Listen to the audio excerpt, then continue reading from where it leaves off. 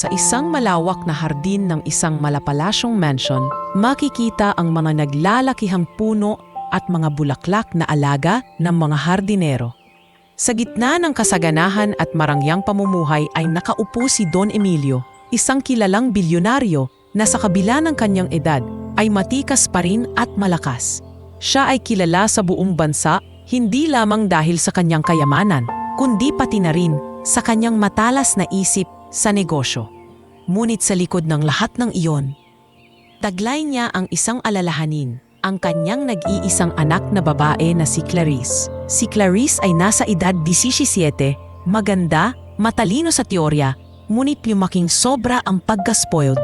Lahat ng kanyang nais ay ibinibigay agad. Minsan, habang naglalakad sila sa hardin, hindi maitago ni Don Emilio ang kanyang pagkainis. Papa, bakit hindi na lang natin ibenta ang lumang lote sa Cavite? Sayang, hindi naman ginagamit. Walang pakundangang sambit ni Clarice habang nilalaro ang kanyang mamahaling cellphone. Mariing tumingin si Don Emilio at sagot niya, "Anak, ang bawat ari-arian ay may halaga. Hindi lang sa pera, kundi sa pinaghirapan. Hindi lahat ng bagay ay binibili o ibinebenta dahil gusto mo lang." Ngumuso si Clarice at tumalikod. Halatang hindi natututo. Ang yaya niya ay agad lumapit at nag-abot ng malamig na juice, habang si Clarice ay nakataas ang kilay at nagmamalaki. Ang lahat ng bagay na kailangan niya, mula sa pinakasimpleng pagkain hanggang sa pinakamahal na sapatos, ay nakahain sa kanya kahit hindi niya hilingin. Sa isang hapunan, kasama ang ilang mga kaibigan ng pamilya, muling nakita ni Don Emilio ang ugali ng anak.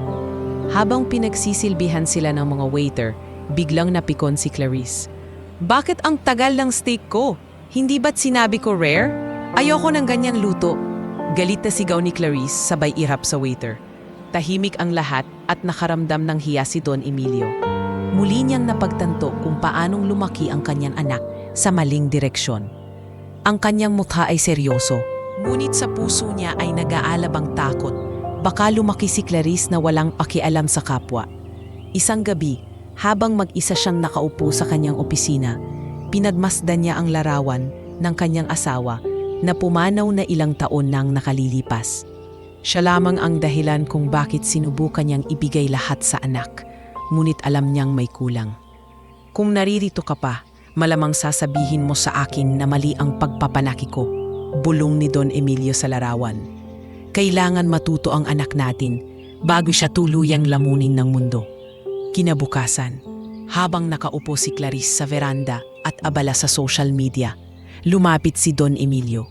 "Clarice," seryosong wika ng ama, "napapansin mo ba kung gaano karaming tao sa paligid natin ang nagsusumikap para mabuhay?" Napakunot ang noo ni Clarice at sagot, "Papa, hindi ko naman problema iyon. Hindi ko kasalanang mayaman tayo. Bakit ko iintindihin kung nahihirapan sila? Hindi ba't kaya mo akong suportahan buong buhay ko?" Ang mamasalitang iyon ay tila sampal kay Don Emilio. Huminga siya ng malalim at mariing nagpasya na hindi na sapat ang salita para matuto ang anak. Ilang araw makalipas, nagpatawag siya ng pulong kasama ang isa sa mga pinakamatapat na tao sa kumpanya, si Mang Lando, ang janitor na matagal na nanseserbisyo sa kanilang pamilya. Kilala si Mang Lando sa kanyang sipag at katapatan. Mayroon siyang 2 anak at isang tasawang may sakit. Ngunit kahit ganoon ay patuloy siyang nagtataguyod para sa pamilya. "Lando," sabi ni Don Emilio, "matagal ka nang naninilbihan sa akin. Alam kong mapagkakatiwalaan kita. Mayroon akong isang pakiusap. Hindi ito basta trabaho, kundi isang mabigat na responsibilidad." Nakangiting sumagot si Mang Lando, "Ano po yun, Don Emilio? Kung kaya ko, gagawin ko po."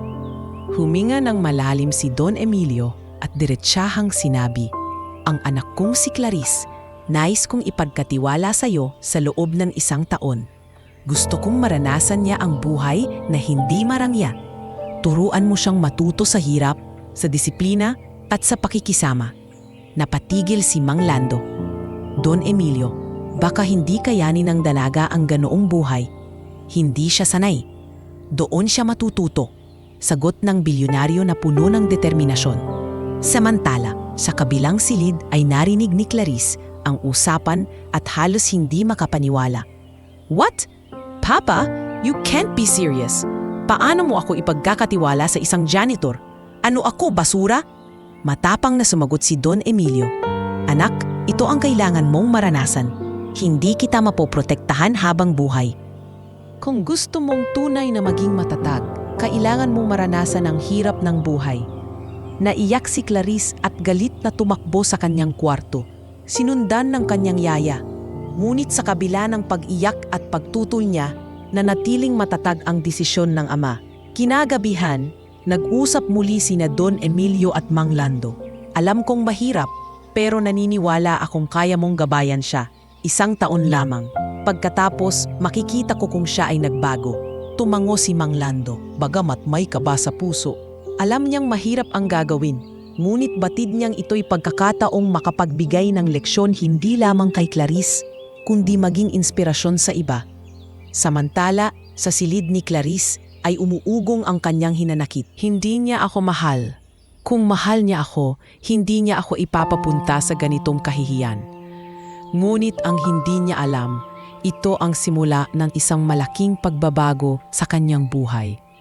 Isang pagbabagong hindi man niya ginusto ay magtuturo sa kanya ng mga aral na higit pa sa lahat ng yaman ng kanyang ama. Copy ends here. Makalipas ang ilang araw mula nang ipahayag ni Don Emilio ang kanyang pasya. Naging tahimik ang buong mansyon. Ang mga kasambahay ay tila nag-aalangan kung paano kikilos sa paligid ng amo at ng kanyang anak na si Clarice. Sa bawat pagdaan ni Clarice sa mga pasilyo, dala niya ang galit at tampo. Halos hindi siya makatingin sa ama at madalas ay ikinukulong ang sarili sa silid. Ngunit hindi nagpatinag si Don Emilio. Isang hapon, pinatawag niya si Mang Lando sa kanyang opisina. Nakatayo roon ang janitor na nakasuot ng lumang ngunit malinis na uniforme. Hawak niya ang kanyang sombrerong pinaghuhubaran bago pumasok. Halatang kinakabahan. "Umupo ka, Lando," wika ni Don Emilio habang nakatingin sa dokumentong nakalatag sa kanyang mesa. "Opo, Don Emilio," sagot ni Mang Lando. Sabay upo sa gilid ng silya na para bang hindi siya karapat-dapat doon. Napag-isipan kong mabuti ang bagay na ito. Panimula ng bilyonaryo. Hindi ako nagbibiro. Ipinagkakatiwala ko sa iyo ang anak ko sa loob ng 1 taon. Alam kong mabigat yon at hindi ko inaasahan na magiging madali. Ngunit naniniwala akong ikaw lamang ang makakagawa nito. Nag-alangan si Mang Lando. "Don Emilio, baka hindi kayanin ng dalaga ninyo ang buhay na meron kami. Hindi siya sanay sa kakapusan. Paano kung magkasakit siya? Paano kung hindi niya kayanin ang hirap?" Mahigpit ang tinig ni Don Emilio. "Kaya siya kailangang maranasan yon. Hindi ko sa gustong lumaki na bulag sa tunay na mundo. Ang yaman, Lando, madaling mawala. Pero ang karakter, yon ang hindi mabibili ng kahit gaano kalaking pera." Sandaling natahimik si Mang Lando bago muling nagsalita. "Kung iyon ang desisyon ninyo, tatanggapin ko. Pero malinaw po dapat, wala akong maibibigay na karangyaan. Kung ano ang kinakain ng pamilya ko, yun din ang makakain niya." Tumamo si Don Emilio. Yun mismo ang kailangan niya. Samantala, sa kabilang silid, lihim na nakikinig si Clarice. Dinig niya ang bawat salitang binibitawan ng ama at tila naninikip ang kanyang dibdib. Hindi niya matanggap na ikukumpara siya sa mga taong hindi niya kilala at hindi kauri. Kinagabihan, hinarap niya ang kanyang ama. "Papa, please, wag mo akong ipahiya, hindi ko deserve ito. Janitor siya. Alam mo ba kung anong sasabihin ng mga kakilala ko kapag nalaman nilang dinala mo ako sa isang barong-barong?" Mariing tumingin si Don Emilio sa anak. "Clarice, hindi ako natatakot sa sasabihin ng iba. Ang ikinakatakot ko ay ang paglakiming walang alam kundi puro luho. Kapag dumating ang araw na wala na ako, paano ka mabubuhay? Kanino para aasa? Papa, I can hire people. Hindi ko kailangang mabuhay ng ganun. I'm your daughter. I deserve the best." Sigaw ni Clarice habang bumubulwak ang luha sa kanyang mga mata. "Anak," malumanay ngunit mariin ang tono ni Don Emilio. ang tunay na best ay hindi nasusukat sa ginto o sa alahas. Ito ay kung paano mo pinahahalagahan ang bawat simpleng bagay. 1 taon lang ito, pagkatapos babalik ka rito. Ngunit sana sa pagbabalik mo, makikita ko ang anak kong may puso at may malasakit. Umiiyak na tumakbo si Clarice patungo sa kanyang kwarto. "I hate you, Papa." Sa labas ng pinto, narinig ni Don Emilio ang sigaw ng anak. Ngunit pinilit niyang patatagin ang sarili. Alam niyang hindi madali, ngunit sa puso niya, ito lamang ang paraan upang matuto ang dalaga. Kinabukasan, pinatawag niya ang lahat ng kasambahay upang ipaalam ang kanyang desisyon. Simula ngayong linggo, ang aking anak na si Clarice ay maninirahan muna kasama si Mang Lando at ang kanyang pamilya. Walang tutol. Huwag ninyo siyang tulungan o suportahan ng palihim. Kailangan niyang harapin ang mga pagsubok. Nagkatanginan ng mga kasambahay, halatang nagulat. Ang ilan ay nahabag kay Clarice, ngunit walang naglakas loob na sumalungat. Nang dumating ang araw ng paglisan, inihanda ni Clarice ang kanyang mga mamahaling maleta. "Kung kailangan kong sumama, at least dala ko lahat ng gamit ko," mariin niyang sabi. Ngunit bigla siyang pinigilan ng ama. "Hindi mo madadala ang mga iyan, isang bag lang. Kasya doon ang ilang simpleng damit at personal na gamit." Namutla si Clarice. "What? Papa, hindi ako mabubuhay ng walang mga damit ko. Wala akong maisusuot." "May susuot ka. Hindi mo kailangan ng 50 pares ng sapatos. Matuto kang mamili ng kailangan." Sa puntong iyon, tila gumuho ang mundo ni Clarice. Hindi siya makapaniwala na tatanggalin sa kanya ang lahat ng nakasanayan. Pilit siyang lumaban, ngunit sa huli ay wala siyang nagawa kundi sundin ang utos ng ama. Habang inilalagay ni Mang Lando ang maliit na bag sa kanyang balikat, sinipat siya ni Clarice mula ulo hanggang paa. Nakasuot ito ng simpleng pantalon, kupas na t-shirt at tsinelas na tila ilang ulit ng natahi. "Hindi ako maniniwalang dito ako titira ng 1 taon. Bulong niya sa sarili. Ngunit sa paglalakad nila palabas ng gate, hindi maiwasang huminto si Don Emilio at tingnan ang anak. "Clarice," sabi niya, "mahal kita, kaya ko ito ginagawa. Tandaan mo, ang 1 taon ay mabilis lang, pero ang matututunan mo habang buhay mong madadala." Hindi sumagot si Clarice. Nakakunot ang noo, hawak ang cellphone na hindi niya binitawan, at pilit na itinatago ang takot na bumabalot sa kanya. Samantala, si Mang Lando ay naglakad ng mabagal. Iniisip kung paano niya mapapasan ang malaking responsibilidad. Sa kanyang puso, ramdam niya ang bigat. Isang anak ng bilyonaryo ang ipinasama sa kanya. Ngunit naniniwala siyang ito'y pagkakataon din upang ipakita na ang tunay na halaga ng buhay ay wala sa pera, kundi nasa pagkatao. At doon nagsimula ang plano ni Don Emilio, ang paglalakbay ng isang batang lumaki sa karangyaan, patungo sa mundong hindi niya kailanman inisip na kanyang patasukin. Mula sa marangyang palasyo na dati niyang tinutuluyan, ngayon ay naroroon na si Clarice sa barong-barong na tahanan ni Mang Lando. Sa unang araw pa lamang ay tila pinagsakluban siya ng langit at lupa. Maliit lamang ang bahay, 1 kwarto para sa mag-asawa at mga anak, at isang maliit na sulok na ipinagawa upang magsilbing higaan niya. Walang malamig na hangin mula sa aircon, walang malalambot na kutson, tanging banig at manipis na kumot lang ang kanyang inabutan. Nang gabing iyon, agad na nagreklamo si Clarice. "Mang Lando, hindi ako makakatulog dito. Ang init, wala man lang electric fan." Huminga ng malalim si Mang Lando. "Pasensya na, Clarice. Wala kaming magagawa. Ganyan lang talaga ang buhay namin. Kung gusto mong lumamig, buksan mo ang bintana. Sanay na kami dito." Napabuntong hininga si Clarice. Sa palasyo, 3 aircon ang nakabukas sa kanyang silid. Dito, kailangan niyang tiisin ang lagkit ng hangin at mga lamok na pumapasok sa maliit na bintana. Kinabukasan, madaling araw pa lamang ay ginising na siya ni Mang Lando. "Clarice, bangon na. Kailangan nating maglaba at maglinis ng bahay bago pumasok sa eskwela ang mga bata." Napabalikwas si Clarice, nanlalata pa.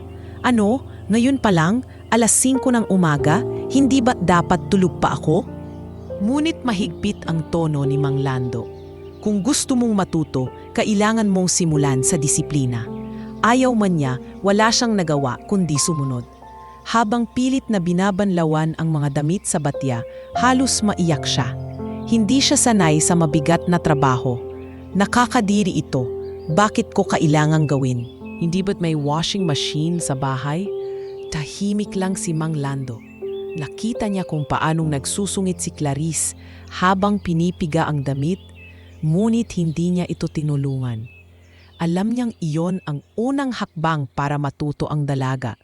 Sa mga sumunod na araw, mas lalong nahirapan si Clarice. Hindi lamang siya natutong maglaba, kundi pati magwalis, maghugas ng plato, at mag-igib ng tubig mula sa poso sa kanto. Sa bawat gawain ay reklamo ang bungad niya. Hindi ko na kaya, ang bigat ng timba. Mang Lando, baka mabali ang braso ko. Sigaw niya minsang nag-igib. Ngunit imbes na kaawaan, ang narinig niya mula kay Mang Lando ay matatag na tinig. Kung hindi mo kayang buhatin, paano mo kakayanin ang totoong bigat ng buhay? Kaya mo yan. Dati akong kasing edad mo nang mag-umpisa sa ganito. Sa bawat salita ni Mang Lando ay unti-unting gumuguho ang pader ng pagmamataas ni Clarice, bagamat pilit pa rin niyang ipinapakita ang kanyang pagtutol. Isang linggo pa lamang ay ramdam na niya ang hirap na hindi pa niya naranasan kailanman. Ang kanyang mga kamay ay nagkaroon ng paltos dahil sa paulit-ulit na pagkuskos ng labada. Ang kanyang mga kuko na dati laging pinapakulayan at pinapaganda sa salon, ngayoy unti-unti nang nadungisan. Ngunit higit sa lahat, ang kanyang puso ang nagsisimulang mabago kahit hindi pa niya ito lantaran inaamin. Isang gabi, habang sabay-sabay silang kumakain ng tuyo at kamatis kasama ang pamilya ni Mang Lando, hindi napigilan ni Clarice ang magtanong, "Mang Lando, paano mo kinakaya ang ganitong buhay araw-araw? Hindi ba kayo napapagod? Hindi ba kayo naiinggit sa mga mayayaman?" Napatingin si Mang Lando sa kanya at ngumiti. "Siyempre napapagod din. Pero kapag nakikita kong masaya ang mga anak ko at may laman ang tiyan nila, sapat na iyon.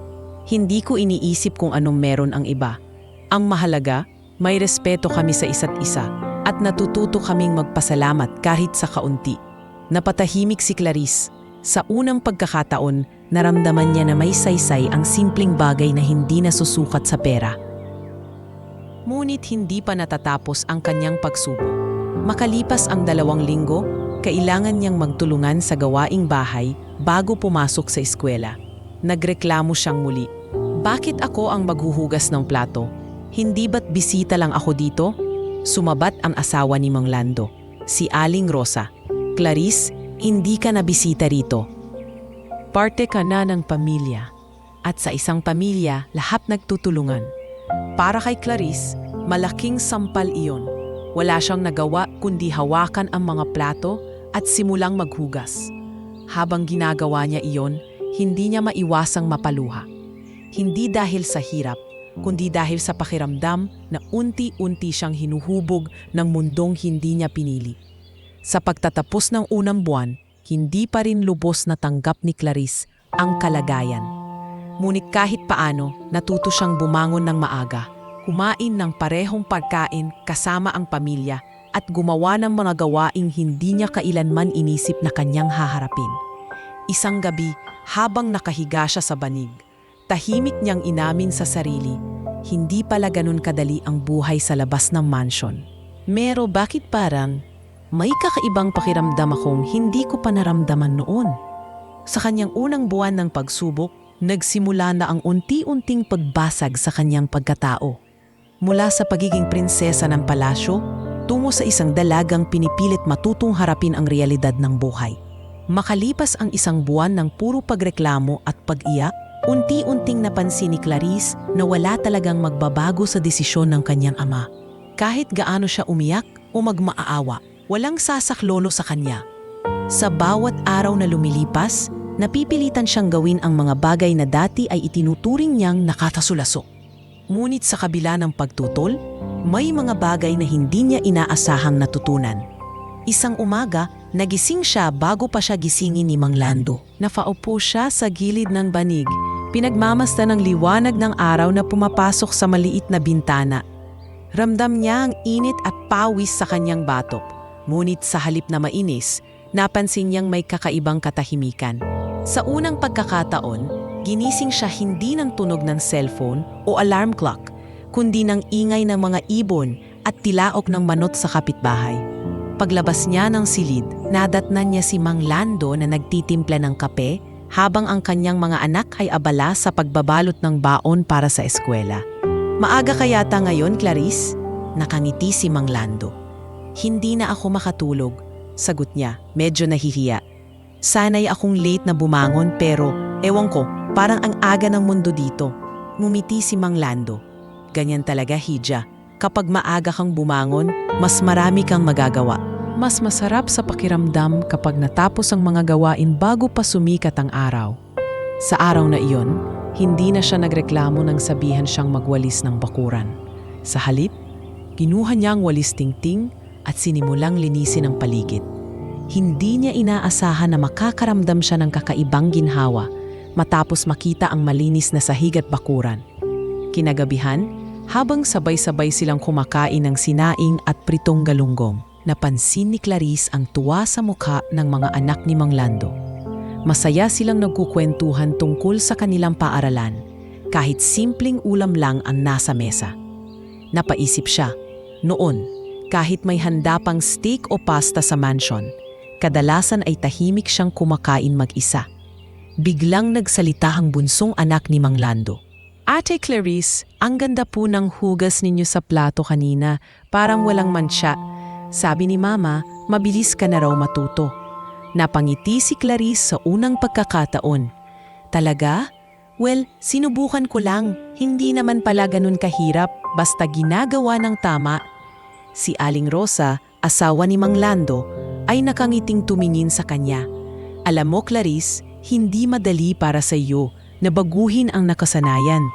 Pero makikita mong kapag natutunan mong yakapin ang simpleng bagay, mas magaan ang loob." Kinagabihan, habang nakahiga sa banig, napaisip si Clarice, bakit parang may kakaiba? Hindi ko akalaing masarap pala kumain ng sabay-sabay kahit simpleng pagkain lang. Lumipas ang mga linggo at lalo pang dumami ang mga bagay na natutunan niya. Natutunan niyang magluto ng kaning sa palayok, isang bagay na ilang beses niyang munting sunugin noong una. Natutunan din niyang maglaba nang hindi nag-iiwan ng mancha at marunong na siyang mag-igib ng tubig nang hindi natatapon ang kalahati. Isang hapon, habang naglalabas sila ni Aling Rosa, biglang huminto si Clarice at nagsabi, "Aling Rosa, pasensya na po kung noong una ay puro reklamo ako. Ngayon naiintindihan ko na. Hindi pala kabawasan sa sarili ang gumawa ng ganitong gawain. Sa totoo lang, may kakaibang saya." Natawa si Aling Rosa. "Ay, Clarice, wala kang dapat ikahiya. Lahat naman tayo nagsisimula sa wala. Ang mahalaga, natututo ka at kita ko lumalambot na ang puso mo." Sa mga sumunod na gabi, hindi na siya umiwas sa pakikitaglaro sa mga anak ni Mang Lando. Natutunan niyang magpatintero at tumakbo sa kalsada nang walang takot na madumihan ang kanyang damit. Sa bawat hagikhik ng mga bata, nakaramdam siya ng init na hindi niya naranasan sa Marangyang Mansyon. Isang gabi, matapos ang masayang laro, naupo siya sa gilid ng bahay at nakatingin sa mga bituin. Nilapitan siya ni Mang Lando. "Kamusta ka na, Clarice? Hindi ka na gaya ng dati. Palaging mainit ang ulo." Nag-isip siya saglit bago sumagot. "Hindi ko alam, Mang Lando. Parang dati, pakiramdam ko, lahat dapat binibigay sa akin. Pero ngayon, natutunan kong pahalagahan kahit yung simpleng pagkain o simpleng ngiti. Ang hirap pala ng buhay, pero mas may lasa siya." Natahimik si Mang Lando at tumango. "Iyan ang simula, Hija. Hindi madaling tangkapin, pero kapag natutunan mo, dadali mo yan habang buhay." At sa unang pagkakataon, mula nang siya ay dumating sa bahay ng janitor, nakaramdam si Clarice ng kapayapaan. Hindi pa lubos ang kanyang pagbabago. Ngunit sa kanyang puso, magsimula na siyang tanggapin ang mundong dati ay pilit niyang tinatanggihan. Sa pagtatapos ng ikalawang buwan, hindi na siya gumigising dahil ginising siya, kundi dahil nais niyang magsimula ng maayos ang araw. Hindi na rin siya nahihiyang makihalubilo sa pamilya ni Mang Lando. At higit sa lahat, natutunan niyang may saya sa pagtanggap na ang tunay na kayamanan ay hindi nakikita sa ginto o alahas, kundi sa simpleng hapunan, sa halakhak ng mga bata at sa pakiramdam ng pagiging bahagi ng isang pamilya. Sa ikatlong buwan ng kanyang pamamalagi kay Mang Lando, isang bagong pagsubok ang humarap kay Clarice, ang pumasok sa isang pampublikong paaralan. Sa mansyon, sanay siyang may mga private tutor na dumarating at nagtuturo sa kanya ng personal. May sarili siyang silid-aralan, air-conditioned at puno ng mga imported na libro. Kaya nang marinig niya mula kay Mang Lando ang plano, agad siyang umangal. Ano? Public school? Mang Lando? Hindi ako pwede doon. Hindi ako nababagay doon. Halos sigaw ni Clarice habang hawak-hawak ang kanyang mamahaling bag na ipinilit pa rin niyang dalhin. Ngumiti lamang si Mang Lando kahit ramdam niyang mabigat ang loob ng dalaga. Clarice, hindi mo malalaman ang halaga ng edukasyon hanggat hindi mo nararanasan ang kung paano nag-aaral ang karamihan ng kabataan. Subukan mo lang, hindi naman masama. No way! Hindi ako papasok sa isang lugar na puno ng mga taong hindi ko kilala. Anong sasabihin nila kapag nalaman nilang anak ako ng bilyonaryo? Huwag mong isipin ang sasabihin ng iba.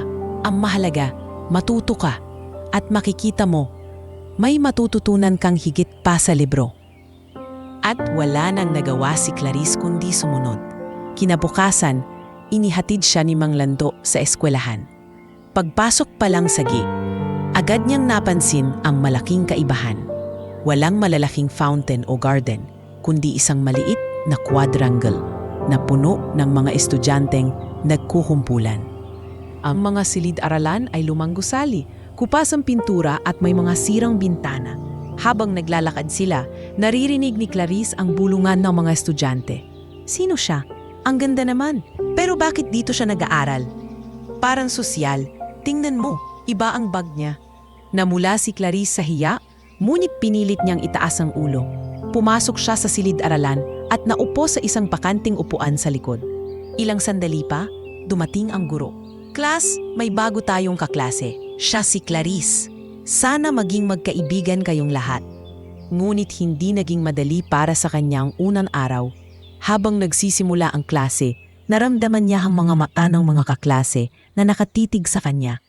May ilan na nagbubulungan, may ilan na nagtatawanan. Sa recess, hindi niya alam kung saan pupunta. Sanay siyang mayaya na bumibili ng pagkain para sa kanya. Ngayon, nakatayo siya sa harap ng kantin na may mahabang pila. Mang Lando, kailangan pa ba talagang pumila? Taning niya ng mahina. Oo, Clarice, ganyan talaga rito.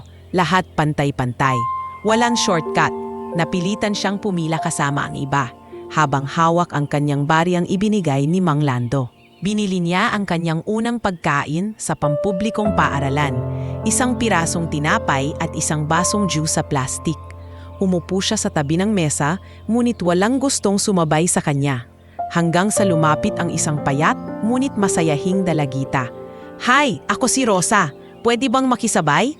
Napangiti si Clarice bagamat alanganin. Sige, habang kumakain sila, nagsimula silang mag-usap. Hindi ka mukhang taga rito. Saang school ka dati? Tanong ni Rosa. Sa bahay lang ako nag-aaral. May mga tutor. Sagot niya, medyo nahihiya. Ah, kaya pala. Alam mo, hindi madali dito. Minsan wala kaming baon, kaya nagtutulungan na lang kami ng mga kaklase. Pero masaya pa rin. Ang mahalaga, nag-aaral. Napatingin si Clarice sa kausap. Sa simpleng salita ni Rosa, nakita niya ang lakas ng loob at kasimplehan na matagal na niyang hindi nakikita. Ngunit hindi lahat ay naging mabuti. May mga kaklase na kinukutya siya. Tingnan mo yung sapatos niya, imported. Sosyalera, baka hindi tumagal dito. Pinilit niyang hindi umiyak. Ngunit ramdam niya ang sakit ng kanilang pangungutya. Pag-uwi niya ng bahay, agad niyang kinausap si Mang Lando. Mang Lando, ayoko na. Pinagtatawanan nila ako. Hindi nila ako matatanggap. Ngunit mahigpit ang sagot ni Mang Lando. Clarice, lahat ng tao may pinagdadaanan ganyan. Hindi mo mapipili ang lahat na tanggapin ka agad. Pero kung ipapakita mo na kaya mong makisama, darating ang araw, ikaw rin ay magiging bahagi nila. Kinabukasan sinubukan niyang baguhin ang kanyang kilos.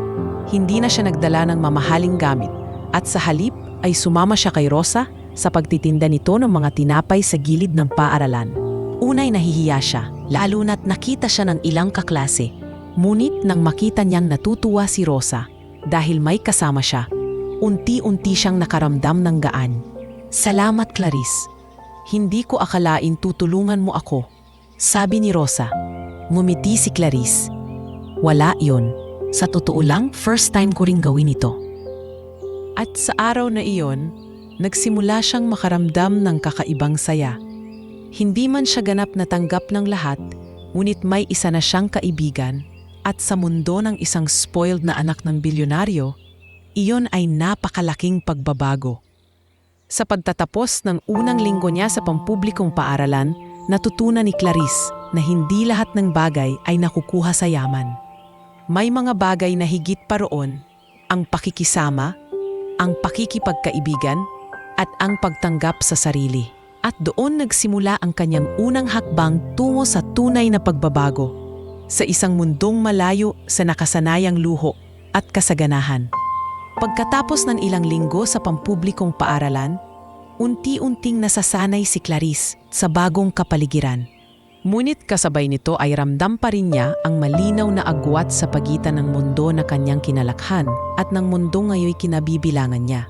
Isang umaga habang papasok siya sa klase, napansin niya ang isang grupo ng mga estudyanteng nagkukwentuhan.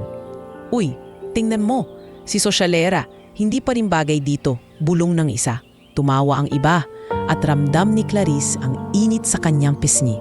Pinili niyang hindi na lang magsalita at umupo sa kanyang upuan. Ngunit nang maglabas ang guro ng proyekto na kailangang gawin ng grupo, wala ni isa ang lumapit sa kanya.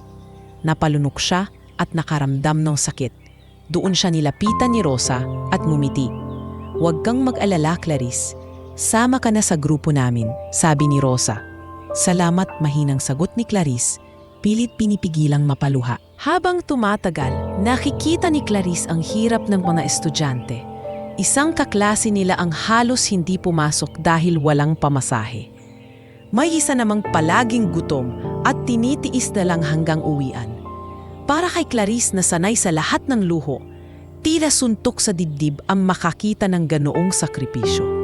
Isang hapon, habang naglalakad pa uwi kasama si Rosa, nadaanan nila ang mga estudyanteng nagtitinda ng candy sa gilid ng kalsada. Kailangan nilang magbenta para may pambili ng papel bukas. Paliwanag ni Rosa. Ganun ba kaya nila kinakaya kahit ganun kahirap? Tanong ni Clarice na tila hindi makapaniwala. Oo, ganun talaga dito. Kung gusto mong mag-aral, kailangan mong magsikap. Hindi lahat may perang gaya mo dati, sagot ni Rosa, diretso at walang pag-alinlangan. Sa gabing iyon, habang sabay-sabay silang kumakain ng pamilya ni Mang Lando, muling natanong ni Clarice, "Mang Lando, bakit ganun? Bakit ang dami kong nakikitang nahihirapan? Dati hindi ko sila pinapansin, pero ngayon, ang bigat pala sa dibdib." Nagkatinginan si Mang Lando at ang kanyang asawa. "Clarice," sagot ni Mang Lando, "iyan ang realidad ng karamihan. Kung hindi ka dumaan sa hirap, mahirap mong maunawaan kung bakit mas pinipili ng iba ang magsikap kaysa sumuko." Hindi agad nakasagot si Clarice, ngunit ramdam niya ang bigat ng salitang iyon. Kinabukasan, dumating ang isang pagkakataon na kailangang harapin ni Clarice ang sarili niyang kahinaan. May palaro sa eskwela kung saan kailangan ng mga estudyante ng mga props na sila mismo ang gagawa. Inili ng grupo nila na gumawa ng simpleng banner gamit ang recycled na karton at lumang pintura. "Ano? Gamit lang ito? Wala bang mas bago?" tanong ni Clarice. Nakakunot ang noo. Tiningnan siya ni Rosa at sagot, "Wala tayong pera para bumili ng bago." Pero pwede pa rin naman itong gumanda. Kailangan lang nating malikhain. Napilitan si Clarice na sumali sa paggawa. Sa una, nahirapan siyang tanggapin ang kakulangan ng materyales. Ngunit habang pinapahid niya ang pintura gamit ang sariling kamay, napansin niyang masaya ang kanyang mga kaklase. Hindi nila iniinda kung magulo ang pagkakapinta o kung hindi pantay ang kulay. Hindi ko akalaing pwedeng maging masaya kahit wala kang sapat na gamit, bulong niya sa sarili. Ngunit hindi lahat ng pagkakataon ay masaya. Dumating ang isang araw na nakasabay niya ang ilan sa kanyang mga kaklase sa labas ng eskwela. Narinig niya ang kantiyawan. Si Sosyalera, nakikitinda na rin ng tinapay. Ano kaya susunod? Maghuhugas ng jeep? Ramdam niyang sumisikip ang dibdib niya. Ngunit bago pa siya makapagsalita, hinarap sila ni Rosa. Hindi siya sosyalera, kaibigan ko siya at marunong siyang tumulong. Hindi lahat ng mayaman walang pakialam. Tumahimik ang grupo. At sa unang pagkakataon ay naramdaman ni Clarice na may nagtatanggol sa kanya. Ngumiti siya kay Rosa. Salamat, bulong niya. Doon niya unang naramdaman ang pagkakahati ng kanyang dalawang mundo. Ang marangyang buhay na iniwan niya at ang simpleng mundong ngayon ay tinatahak niya.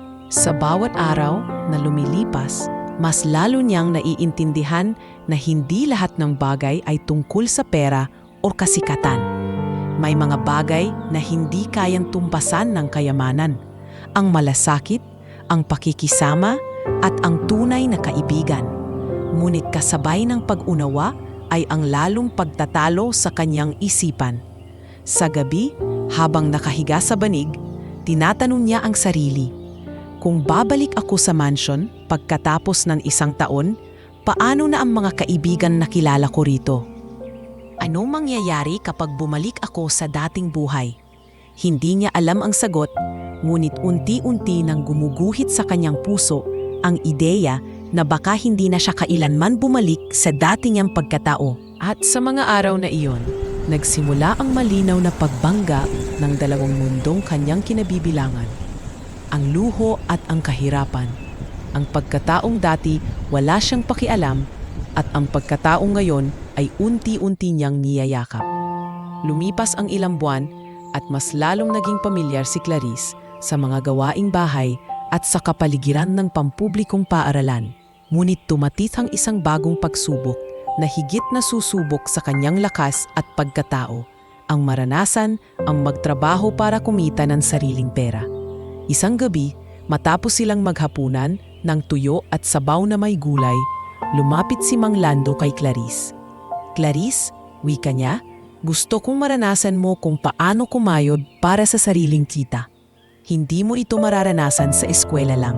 Kaya bukas, sasama ka sa akin sa pagtitinda ng balot. Napamulagat si Clarice. What? Mang Lando, hindi mo pwedeng ipagawa sa akin yan.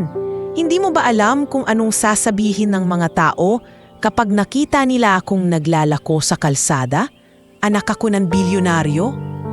Ngunit mariin ang sagot ni Mang Lando. Anak ka nga ng bilyonaryo, pero dito, isa ka ring normal na tao at hindi nakakahiya ang magtrabaho. Tandaan mo, hindi lahat ng bagay ay pwedeng ibigay sa'yo. Minsan, kailangan mong kumayod. Kinabukasan, may dala si Mang Lande na basket ng balot. Pinilit ni Clarice na sumama, bagamat halatang nakasimangot at nahihiya. Habang naglalakad sila sa tabi ng kalsada, naririnig niya ang mga bulungan ng mga tao. Hindi ba't siya yung sosyal na estudyante sa school? Ano ang ginagawa niya rito? Namula si Clarice at halos gusto niyang tumakbo pabalik. Ngunit pinigilan siya ni Mang Lando. Huwag mong isipin ang sasabihin nila. Magtinda ka lang. Ang mahalaga, natututo ka. Sa una, halos hindi siya makapagsalita. Ang bawat tawag na balot, Penoy, ay parang napakalaking kahihiyan. Ngunit nang may lumapit na isang lasing at bumili ng 2 balot, natigilan siya nang makita ang perang hawak niya. Nagbayad siya sa akin. Bulong niya, tila hindi makapaniwala. Ngumiti si Mang Lando. Oh, kita mo? Iyan ang halaga ng pinaghirapan mo. Hindi iyan galing sa kayamanan ng tatay mo. Galing yan sa pawis mo. Habang lumalalim ang gabi, unti-unting natutunan ni Clarice ang maglakas ng loob. Nakasampung balot siya na naibenta at bagamat hindi kalakihan ang kita, naramdaman niya ang kakaibang saya. Pag-uwi nila, ipinakita niya kay Aling Rosa at sa mga bata ang perang kinita niya. Ito ang unang perang nakuha ko mula sa sarili kong kamay. Sabi niya, may halong tuwa at pagmamataas. Ang galing mo, Ate Clarice, sigaw ng isa sa mga anak ni Mang Lando. Hindi niya mapigilang ngumiti. Sa unang pagkakataon, naramdaman niya na kaya rin niyang tumayo sa sariling paa. Ngunit hindi ibig sabihin ay naging madali ang lahat. Sa mga sumunod na gabi ng pagtitinda, nakaranas siya ng pangungutya. May ilang kabataan na dumaan at sinadya siyang insultuhin. Hoy sosyalera, balot na? Hindi ba't dapat nakaupo ka sa mansion at umiinom ng juice? Nanlaki ang mata ni Clarice, ramdam ang hiya at galit. Ngunit bago siya makapagsalita, lumapit si Mang Lando at humarap sa mga kabataan. Kung hindi kayo bibili, dumaan na lang kayo. Ang magtinda ng balot ay hindi kahiya-hiya. Mas kahihiyan ang pagtawa sa taong nagsisikap. Tumahimik ang mga kabataan at umalis. Si Clarice naman ay natulala at sa puso niya nadagdagan ang respeto niya kay Mang Lando. Isang gabi, habang umuupo sila sa gilid ng kalsada matapos magbenta, napatingin si Clarice sa mga bituin. Mang Lando, alam mo ba, dati kapag gusto ko ng pera, hihingi lang ako kay Papa. Pero ngayong nararanasan ko ito, parang mas espesyal ang halaga ng kahit maliit na kita. Iba ang pakiramdam. Tumango si Mang Lando. Tama ka, Clarice. Ang perang pinaghirapan mo ay hindi basta-basta. Kahit maliit, may kasamang pawis at tiyaga. Kaya kapag natutunan mong pahalagahan yon, hindi ka basta magwawaldas. Nang gabing yon, natulog si Clarice na may kakaibang tuwa. Hindi niya alam kung bakit, pero ramdam niya na may natututunan siyang hindi kayang ibigay ng mansyon o ng mga mamahaling bagay. Sa mga sumunod na araw, naging mas malapit siya sa pamilya ni Mang Lando. Tuwing hapon, tinutulungan niya si Aling Rosa sa paghahanda ng paninda at tuwing gabi, kasama niya si Mang Lando sa pagtitinda. Hindi na siya nahihiya. Sa halip, nakaramdam siya ng dignidad sa bawat balot na kanyang naibebenta. Isang gabi, habang sabay silang naglalakad pa uwi, nagsabi si Clarice, Mang Lando, salamat ha. Hindi ko akalaing kaya ko palang magtrabaho. Dati akala ko kapag nagtrabaho ka ng ganito, ibig sabihin mahirap ka. Pero ngayon alam ko na, hindi kahihiyan ang magbanat ng buto. Ngumiti si Mang Lando at tumingin sa kanya. At yan ang gusto kong matutunan mo. Huwag mong ikahiya ang sipag. Dahil sa huli, iyon ang tunay na kayamanan. At sa gabing iyon, habang nakahiga siya sa banig, hawak pa rin niya ang mga bariyang kinita niya. Sa kanyang puso, naramdaman niya ang isang bagay na bago, ang dignidad na dulot ng sariling pagsisikap. Hindi pa man siya ganap na nagbabago, ngunit ang unang pagsubok sa trabaho ang nagsilbing daan upang makita niya ang tunay na halaga ng pawis at tiyaga. Lumipas ang 6 na buwan mula nang manirahan si Clarice sa pamilya ni Mang Lando. Ang mga unang araw ng kanyang pananatili roon ay puno ng luha, tampo at pagtutol. Ngunit ngayong lumipas na ang kalahating taon, malinaw na ang pagbabago sa kanya. Hindi man niya lubos na napapansin, unti-unti siyang hinuhubog ng hirap at disiplina na hindi niya naranasan sa mansyon ng kanyang ama. Isang umaga, hindi na siya kailangang gisingin ni Mang Lando. Siya mismo ang bumangon bago pa sumikat ang araw. Lumabas siya ng barong-barong na may daladalang walis tingting at kusang nilinis ang bakuran. Habang nagwawalis, huminga siya ng malalim at napangiti. Ganito pala ang pakiramdam ng nagsisimula ng maaga. Parang ang gaan. Pagbalik sa loob, nadatnan niya si Aling Rosa na naghahanda ng almusal. Aba, maaga ka ngayon. Clarice, hindi ka na mahirap gisingin. Biro ni Aling Rosa. Napatawa si Clarice. Hindi ko na kasi kayang magpahuli. Mas masarap pala ang pakiramdam kapag nakakatulong. Sa hapagkainan, Sabay-sabay silang kumain ng lugaw at pritong dilis. Hindi na siya nagtataas ng kilay sa simpleng ulam. Sa halip, natutunan niyang pahalagahan ito. Nakikita niya ang tuwa ng mga anak ni Mang Lando sa bawat kagat at iyon ay nagbibigay sa kanya ng kakaibang kaligayahan. Habang nasa paaralan naman, nag-iba na rin ang kilos ni Clarice. Hindi na siya nagdadala ng mamahaling gamit at hindi na siya nagtatago sa likod ni Rosa. Sa halip, natutunan niyang makisalamuha sa ibang mga kaklase. May ilan pa ring kumukutya sa kanya, ngunit natutunan niyang hindi iyon intindihin. Isang araw, lumapit sa kanya ang guro. "Clarice, napansin ko, mas naging aktibo ka na sa klase." Noon, parang wala kang gana. Ngayon, nakikisagot ka na. "I'm glad you're improving." Napangiti si Clarice at sagot, "Salamat po, ma'am. Siguro po kasi ngayon, mas naiintindihan ko ang halaga ng mga simpleng bagay."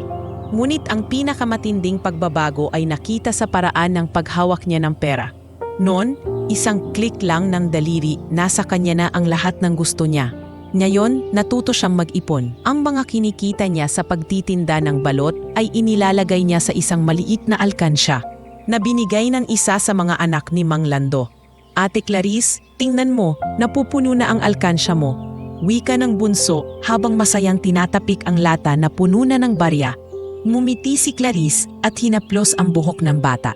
Oo nga, at mas masarap pala ang pakiramdam kapag nakikita mong unti-unti itong lumalaki. Iba kaysa sa perang bigay lang. Mas naging malapit na rin siya sa mga anak ni Mang Lando. Tuwing hapon, sumasama siya sa kanilang mga laro. Hindi na siya natatakot madumihan ang kanyang damit o magasgas ang tuhod. Kapag naglalaro sila ng patintero o luksong tinik, siya pa ang pinakamasigla. Isang gabi, habang nakahiga sa banig at nakikinig sa kwento ni Aling Rosa tungkol sa mga panahong pinagsasabay nila ni Mang Lando, ang trabaho para lang mapakain ang kanilang mga anak, napaluha si Clarice. "Bakit ka umiiyak, Clarice?" tanong ni Aling Rosa. "Hindi ko po alam. Siguro kasi ngayon ko lang naiintindihan kung gaano kahalaga ang mamasakripisyo ng mga magulang.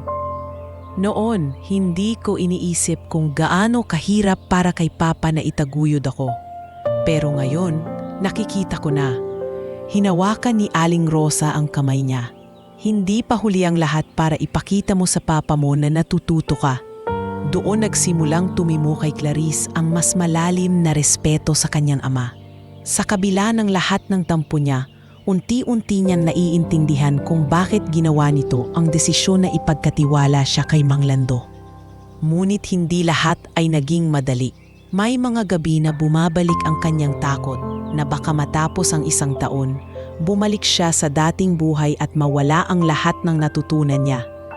Ngunit pinipilit niyan iukit sa kanyang puso ang mga pagbabago. Isang gabi, habang nagbibilang sila ng kinita mula sa pagtitinda ng balot, ngumiti si Mang Lando. "Clarice, proud ako sa'yo.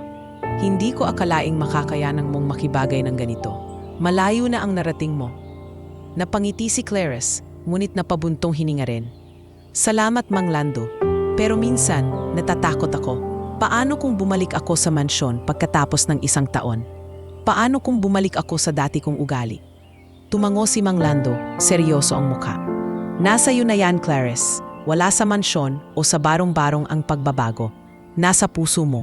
Kung itutuloy mo ang mga natutunan mo, kahit saan ka dalhin ng buhay, hindi ka na babalik sa dati." At doon, naramdaman ni Clarice ang isang bagay na matagal na niyang hindi naramdaman, ang tiwala sa sarili. Alam niyang hindi pa siya ganap na nagbabago. Ngunit nakikita niya ang sarili niyang unti-unting nagiging mas matatag, mas mapagpakumbaba at mas may malasakit. Sa mga sumunod na linggo, mas lumalim ang kanyang relasyon sa mga tao sa paligid. Hindi na siya tinitingnan bilang sosyal na dayuhan. Ngayon, nakikita na siya ng iba bilang bahagi ng kanilang komunidad. Isang bagong Clarice na hindi natatakot magbanat ng buto, hindi natatakot madumihan at higit sa lahat, marunong nang magpahalaga sa bawat bagay, gaano man itong kaliit. At sa kanyang puso, Alam niyang nagsisimula na siyang yakapin ang bagong pagkatao, ang panibagong Clarice, na hindi na lamang anak ng isang bilyonaryo, kundi isang babae na natututo mula sa hirap at pag-ibig ng isang pamilyang minsan ay tiningnan niya bilang malayo sa kanyang mundo. Isang araw ng linggo, matapos ang halos 1 taon ng pananatili ni Clarice kay Mang Lando at sa kanyang pamilya, biglang bumungad ang isang mamahaling sasakyan sa labas ng maliit na barong-barong. Ang mga bata ay nagtakbuhan, nagtitinginan at nagbulungan. Sa loob ng sasakyan ay nandun si Don Emilio, nakasuot ng kanyang mamahaling Amerikana. Dala ang isang aura ng kapangyarihan na matagal nang hindi nasilayan ng kanyang anak. Nasa loob ng bahay si Clarice, abala sa pagtutupi ng mga nilabhang damit. Nakadamit siya ng simpleng t-shirt at paldang mumurahin, ngunit maayos at malinis. Hindi niya inaasahan ang pagdating ng ama. Nang marinig niya ang ingay sa labas, lumabas siya at tumigil sa pinto. Ang kanyang mga mata ay namilog nang makita ang sariling ama na halos 1 taon na niyang hindi nakakasama. "Papa!" mahinang bulong ni Clarice. Napatitig si Don Emilio sa kanya. Hindi niya alam kung anong mararamdaman. Gulat, saya o pagtataka. Ang anak niyan iniwan niyang palaging nakasuot ng mamahaling damit, laging nakataas ang kilay at puno ng reklamo, ay nayo'y nakatayo sa kanyang harapan na may maaliwalas na mukha, may kapayapaan sa mga mata at may ngiting hindi niya pa nakikita sa loob ng maraming taon. "Clarice," tugon ni Don Emilio. Dahan-dahan siyang lumapit. "Anak ko!" Hindi na nakapagpigil si Clarice. Tumakbo siya palapit at niyakap ang ama ng mahigpit. Hindi iyon yakap ng isang batang spoiled na humihingi ng bagong gamit, kundi yakap ng isang anak na matagal nang nangungulila at sabik na sabik sa pagkalinga ng ama. "Papa, ang tagal mo. Ang dami kong gustong sabihin sa'yo," umiiyak na wika ni Clarice habang nakapulupot ang kanyang mga braso sa ama. Ramdam ni Don Emilio ang init ng yakap ng anak. Unti-unti niyang naramdaman ang bigat ng kanyang naging desisyon, ngunit kasabay nito ay nakita rin niya ang bunga ng kanyang pagpupunyagi. Lumapit si Mang Lando at ang kanyang pamilya. "Don Emilio, magalang niyan bati. Maligayang pagdating, malaki na ang ipinagbago ng anak ninyo." Tumingin si Don Emilio kay Mang Lando, bakas sa kanyang mukha ang labis na pasasalamat. "Lando, wala akong sapat na salita para magpasalamat. Ang anak kong akala ko'y hindi na matututo, na yun ay ibang-iba na." Samantala si Clarice ay mabilis na pinahid ang kanyang luha at ngumiti sa ama. "Papa, hindi ko alam kung paano ko ito sasabihin. Pero ang dami kong natutunan dito. Ngayon ko lang naintindihan kung gaano kahalaga ang bawat sentimo, bawat pagkain at bawat oras sa kasama ang mga taong mahal ka." Hinawakan siya ni Don Emilio sa balikat at tinitigan ng mabuti. "Anak, akala ko'y magagalit ka sa akin habang buhay dahil iniwan kita rito. Pero nakikita ko sa mga mata mo, hindi galit kundi pagkakaunawa." "Oo, Papa, galit ako noong una. Galit na galit. Pero habang tumatagal, na-realize ko, tama ka, kailangan ko. Kung hindi ako napunta kina Mang Lando, baka hanggang ngayon wala pa rin akong pakialam sa hirap ng ibang tao." Tahimik na nakikinig si Don Emilio habang nagbabalik sa kanyang alaala ang araw na iniwan niya ang anak sa janitor. Noon, ramdam niya ang bigat ng kanyang desisyon, ngunit pinilit niyang tumatag. Ngayon, sa harap ng kanyang mga mata, kitang-kita niya ang resulta. Isang anak na hindi na lamang nakikita ang mundo sa lente ng luho, kundi isang dalaga na may puso at malasakit. Nang hapong iyon, piniling manatili ni Don Emilio sa bahay ni Mang Lando. Umupo siya sa hapagkainan kasama ang pamilya. Hindi na siya nagulat nang makita ang simpleng handa. Isang kalderetang gawa sa manok na hiram pa sa kapitbahay, kanin at pritong isda. Ngunit higit na ikinagulat niya ang nakita sa anak. Si Clarice, masayang naghahain ng pagkain, nakikipagbiruan sa mga bata, at walang bakas ng inis o pagkailang. "Papa, tikman mo po ito," alok ni Clarice habang inilalagay ang plato sa harap ng ama. "Hindi ito gaya ng kinakain natin dati sa mansion, pero isa ito sa mga pinakamasarap na pagkain na natikman ko." Tumawa si Don Emilio at kumuha ng subo. Nang malasahan niya, napangiti siya. Masarap nga aniya. Ngunit higit na masarap para sa kanya ang makita ang anak na masaya sa simpleng bagay. Pagkatapos kumain, naglakad-lakad sila sa labas. Doon muling nagsalita si Don Emilio.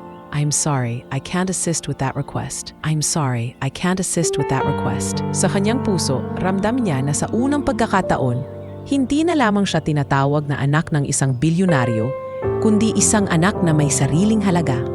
At doon, sa unang pagkikita nilang muli, matapos ang isang taon, nagsimula ang mas malalim na ugnayan ng isang ama at anak.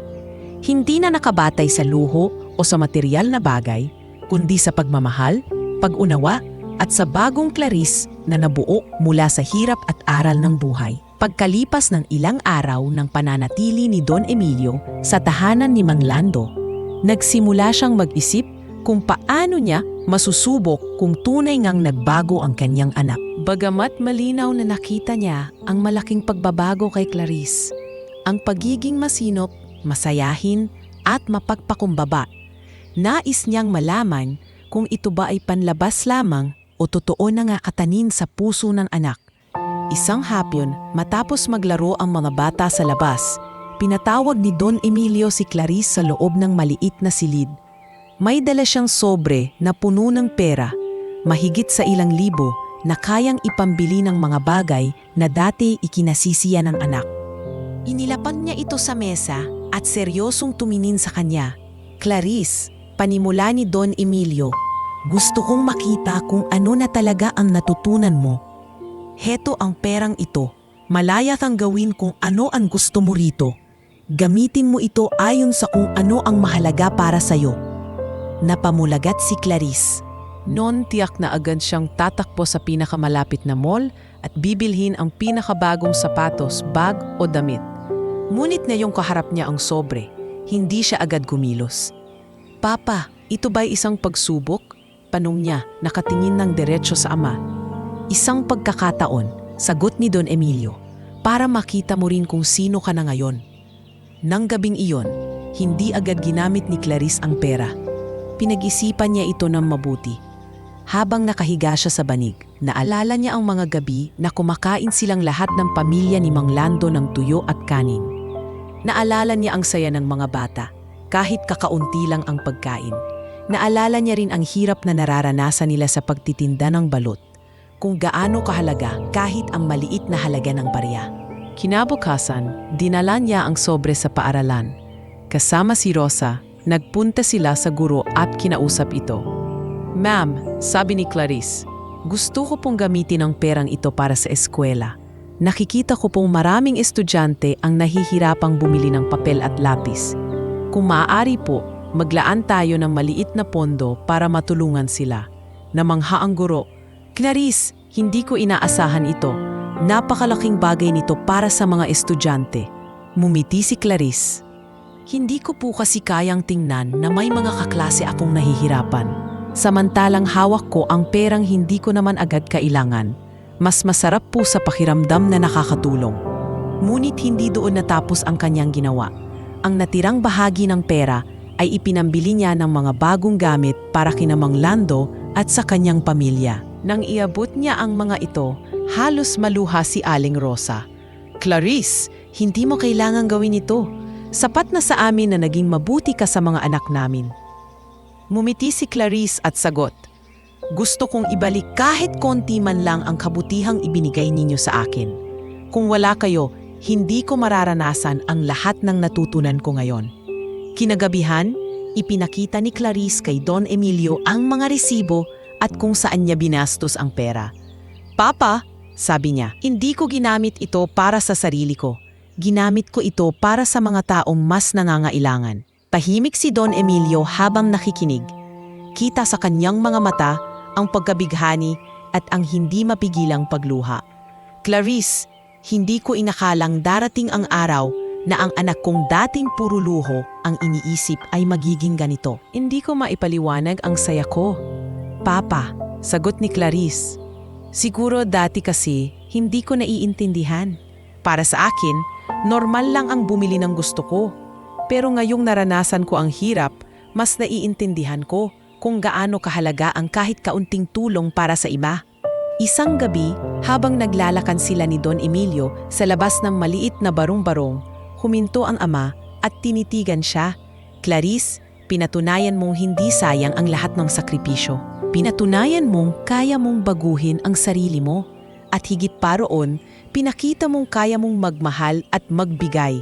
Sa mga salitang iyon, naramdaman ni Clarice ang isang kakaibang kasiyahan. Hindi lamang niya napatunayan sa kanyang ama ang kanyang pagbabago. Napatunayan din niya ito sa sarili.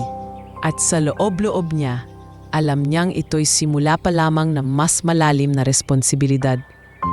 Ang gamitin ang kanyang puso at isipang hindi lang para sa sarili, kundi para sa kapwa. Sa gabing iyon, habang nakahiga siya sa banig, hindi niya mapigilang ngumiti. Sa halip na mga bagong damit o alahas, ang naiisip niya ay ang mga batang may ngiti dahil may bagong papel na gagamitin at ang pamilya ni Mang Lando na may kaunting ginhawa dahil sa kanyang tulong. At doon niya lalong naunawaan ang tunay na kayamanan ay hindi nasusukat sa dami ng ari-arian, kundi sa dami ng pusong napasaya mo. Pagkalipas ng ilang linggo mula nang ipakita ni Clarice ang paggamit niya ng pera para sa ikabubuti ng iba, kumalat ang balita sa lipunan ng mga mayayaman. Hindi nakaligtas sa usapan ng mga kakilala at kaibigan ni Don Emilio ang mga ginawa ng kanyang anak. Sa isang pagtitipon sa isang marangyang hotel, narinig mismo ni Clarice ang masasakit na salita mula sa mga dating kaibigan ng kanyang pamilya. Aba, narinig mo ba? Ang anak ni Don Emilio nakikitinda raw sa public school? Parang tindera. Bulong ng isang ginang habang umiinom ng alak. Sayang, dati siyang fashion icon sa mga kabataan sa high society. Ngayon, baka makalimutan na siya. Anong ginagawa niya roon kasama ng mga mahihirap? Sagot ng isa. Habang naririnig ito ni Clarice, nanatili siyang tahimik. Hindi siya lumaban, ngunit ramdam niya ang init sa kanyang dibdib. Sa kanyang tabi, napansin ni Don Emilio ang kanyang pananahimik. Clarice, huwag mong intindihin ang sinasabi nila, bulong ng kanyang ama. Alam kong masakit, pero hindi lahat ng tao mauunawaan ang desisyon mo. Ngunit hindi doon nagtapos ang lahat. Sa mga sumunod na araw, nagsimulang magkaroon ng negatibong reaksyon ang ilang tao sa negosyo ni Don Emilio. May mga nagsasabing hindi nakarapat-dapat si Clarice bilang tagapagmana dahil mas pinipili niyang makisalamuha sa mga mahihirap kaysa ipagpatuloy ang marangyang pangalan ng pamilya. Isang gabi, habang nakaupo sila ni Rosa sa gilid ng paaralan, bigla siyang napabuntong hininga. Rosa, bakit ganito? Kapag tumutulong ka sa mga mahihirap, bakit parang kasalanan pa sa paningin ng mayayaman? Napaisip si Rosa bago sumagot. Siguro kasi, Clarice, hindi sila sanay na makita ang isa sa kanila na lumalapit sa amin. Para sa kanila, may pader na naghihiwalay. Pero ikaw, binuwag mo yon, kaya hindi nila matanggap. Naluha si Clarice. Ang hirap, gusto ko lang namang makatulong. Pero bakit parang ang dami humuhusga?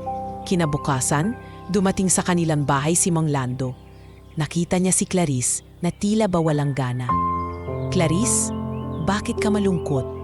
Mang Lando, lahat sila pinagtatawanan ako. Sinasabi nilang hindi ako bagay sa ginagawa ko.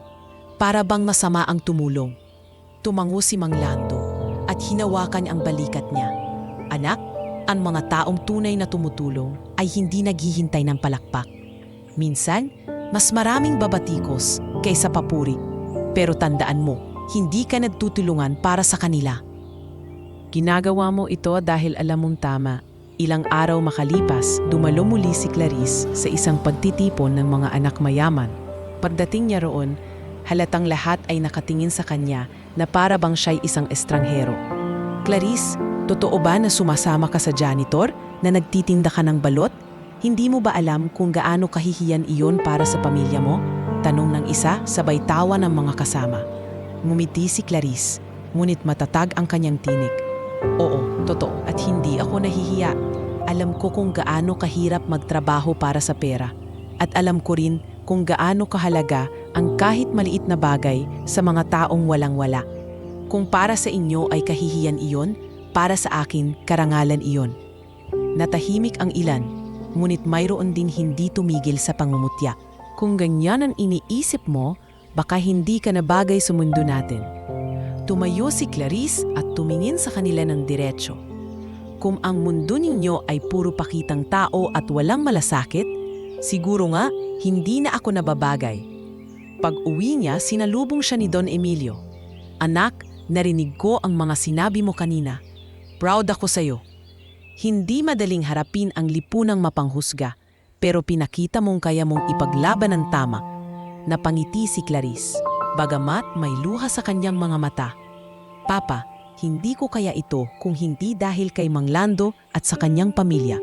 Sila ang nagturo sa akin kung ano ang ibig sabihin ng dignidad. At mula noon, nagsimula ng tumibay ang loob ni Clarice. Hindi na siya basta natitinag sa mga paninira ng lipunan. Alam niyang mahirap lumaban sa agos ng tradisyon at panghuhusga. Ngunit mas nanaisin niyang maging totoo sa sarili kaysa mabuhay sa kasinungalingan ng mundo ng mga mayayaman. At sa kanyang puso, unti-unti niyang naramdaman na hindi na lamang siya anak ng isang bilyonaryo. Isa na siyang babae na marunong tumayo at lumaban para sa mga pinaniniwalaan niya. Kahit pasalungat iyon sa mundo kung saan siya ipinanganak. Matapos ang matitinding batikos mula sa lipunan, lalong nagkaroon ng determinasyon si Clarice na patunayan hindi lamang sa sarili at sa kanyang ama, kundi sa lahat ng tao na ang kanyang pagbabagong tinahak ay may kabuluhan.